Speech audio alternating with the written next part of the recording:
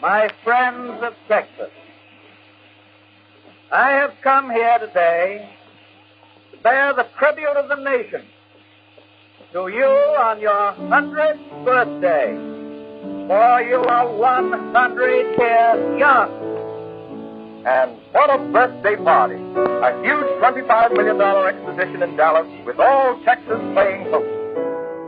I love history not for the nostalgia of the past, but for what it shows us about the future. And that time and again, people, when confronted with struggle and challenges, can overcome them. And I represent people that have cancer from asbestos exposure.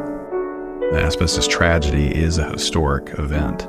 Asbestos products were used throughout most of the 20th century. They actually injured hundreds of thousands, if not millions of people. You know, as an attorney, I have to be aware and know that history, the medical literature through the decades, the history of regulations involving asbestos, and use it as evidence in our cases as we build the case and put it together.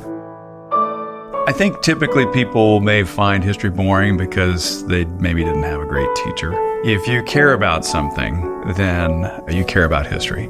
Some of that can be some of the most amazing stories that have ever occurred.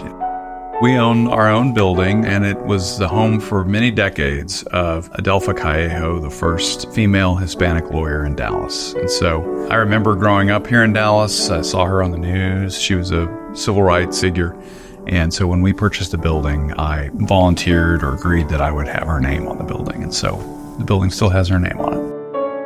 I've been fortunate to represent some truly historic figures, from a young sailor at Pearl Harbor on December 7th, 1941, to a very famous admiral that was commander of all naval forces, Vietnam, and on the Joint Chiefs of Staff. But the history that I'm most proud of is the everyday clients that we've represented over the years.